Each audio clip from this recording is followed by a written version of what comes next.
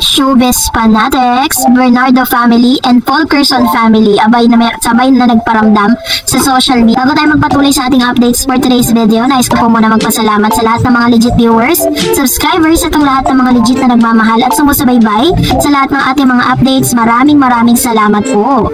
So, isang oras pa lang po ang nakakalipas nang unang mag-post si Mr. Alden Richards ng kanya pong pasasalamat. The same po yung kanilang mga sinabi doon sa kanilang mga account. So, ang nakalagay po is soon, we will come home to the one we love.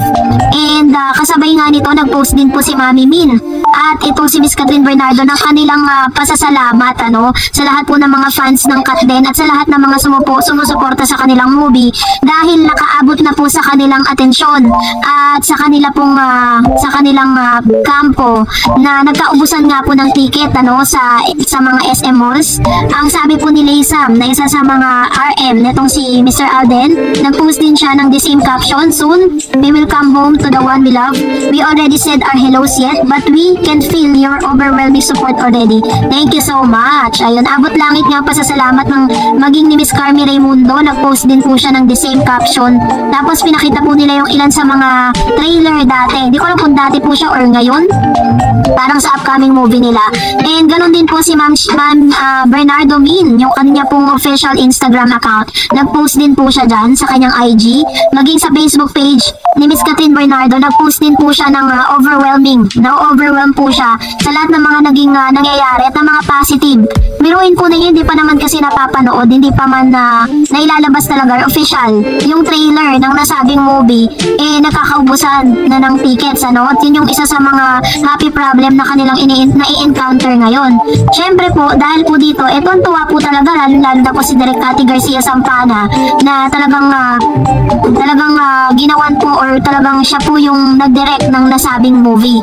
And of course, ganoon din po na ilan sa mga kababayan natin sa abroad ang nagre-request din kasi may mga part po ng bansa or part po ng dito po sa atin pong sa buong mundo na meron po hindi talaga pinapayagan. Kaya medyo malungkot man sa side. Katulad po ng isang kababayan natin sa Dubai, parang meron po atang mga places doon na hindi pinapayagan na magkaroon ng sinihan or sine at di po nila napapanood yung movie dito sa ating pong bansa, And napaka-bless na lang po talaga yung mga viewers natin na nagpo-post po sila ng kanilang excitement na from different countries na nag-iipon talaga just to make sure na makakaabot sila sa unang araw ng nasabing movie. Kaya naman napaka-init ng pasasalamat na ipinaabot ni Miss Catherine Bernardo, Alden Richards at ang lahat po ng kanilang mga pamilya, maging si Mami Min, si Direk Cathy Garcia Sampana, ang RM ni Mr. Alden, ang writer ng nasabing movie, dahil ngayon pa lang ay ramdam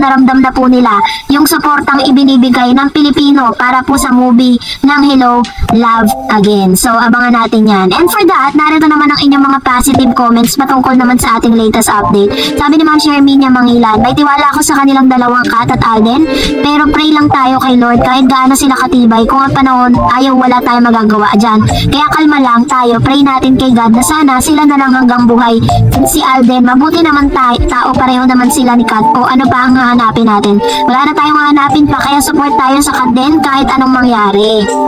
True naman, diba? Dapat ganito ka ganda yung natin, yung ating pong pag-iisip, patungkol po dito sa kay Catherine Bernardo and Alden Richards. Whatever happen, whatever it takes, that we should always support, ito pong si Catherine at si Alden Richards, kasi just like what I've been trying to say, na hindi man po sila magkatuluyan in real life, Gawin na natin itong more scenario na hindi man sila magkatuluyan, hindi man sila magkaroon ng relasyon, hindi man mag-click yung kanilang relasyon, at least, di ba, naipakita po natin sa kanila yung support because you are supporting the right person.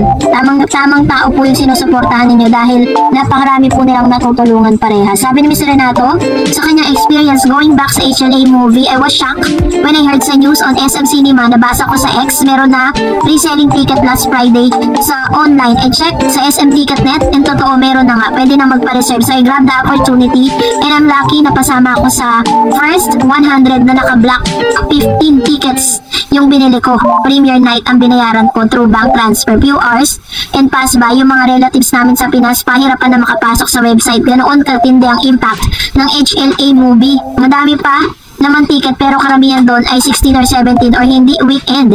First time ko na-experience magpa-reserve ng ticket. Naalala ko para ako manood ng concert ni Taylor Swift, BTS, and Blackpink.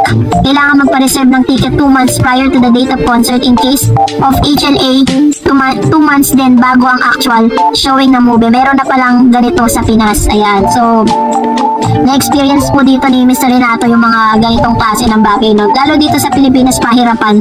And of course, sabi ni Miss Ruth Tanyag, congratulations to both of you, Kat and Alden, ABS-CBN and GMA, and Katden fans. Ito ang patunay na walang tatalo sa Katden. At mananahimik ngayon ang lahat ng mga bashers ng Kat din. Nasupalpal sila. Yung mga ikunukumpara nila kay Kat, wala yang napatunayan ni isa sa mga achievements ni Kat. Idinidikit lang nila ang pangalan nito para mapag-usapan. Si Joshua naman noon pa niya sinasabi na ultimate crush niya si Catherine. Sana Miss Dar, makapag-reserve ka ng ticket kung saan pupunta ang Kat din and their family para ma-interview mo si Kat at Alden. Good luck sa'yo, Miss Laura Eds, and God bless always. Ayan, kaya nga po kasi nagkakahirapan na pagpapasok ka dun sa pinaka-website nila. Ano na, parang ang dami na po talaga na naka-acquire ng kanila pong naka-acquire na ng mga tickets and sold out na po first 100 para sa black screening na yun, kung saan sinabi nga ni Sir Ren na sa Mega Mall gaganapin, nandun sana ang Kat din, kagabi ko lang po nalaman na nag-chat siya and then I check, wala na talaga. Sabi po ni Miss Norina Gonzalez, basta consistent lang tayo Kat din fan support, at the same time have faith sa dalawa. Alam na nila ang kalakaran sa showbiz, basta open-minded lang tayo lagi. God bless you Darren, stay blessed, and na-endorse na kita sa fans na tumutok sa'yo dahil ikaw ang legit sa lahat. Thanks and keep safe. Thank you Ma'am Norina Gonzalez sa inyo pong komento, at salamat po sa inyo pong pagtitiwala sa ating pong mga updates. And I check kung makakaabot pa tayo, kasi talagang ang plan ko po dun sa first day sana makapag-interview tayo ng mga nakanood, tapos kung ano yung kanila mga perception, diba? Ganong bagay para at least makita natin yung reaction nila at kung ano yung sitwasyon sa loob ng sinihan. Sabi ni Miss Maritas Ferrer, ako Miss Darren sa showbiz, ganyan lang talaga, iba't ibang itambal sa kanila, basta alam natin ang totoong magkarelasyon. Ang Kat din is real couple. Sabi ni Miss Lenny Banting, Kat din fans, you're the best, and Aldenatics, ang Catherine fans, you're all the best fandom. Ayan. Actually, this is gonna be the collaboration of Catherine and Kat din, collaboration po yan ng Aldenatics, kasi marami mga Aldenatics din talaga na sumuporta dito kay Alden, at talagang hindi pa po lumalabas yung kanilang movie. May mga namimigay na ng flyers just to make sure na nakapag-invite sila doon po sa mga pa-black screening. And of course, sabi ni Ma'am si Teresita Mercurio, grateful and thankful to our dearest Lord for all this blessing and graces to Kat din. Thank you so much, my dear Lord. Be thankful to God, Kat din, please. Ayan. So, salamat Ma'am si Teresita Mercurio.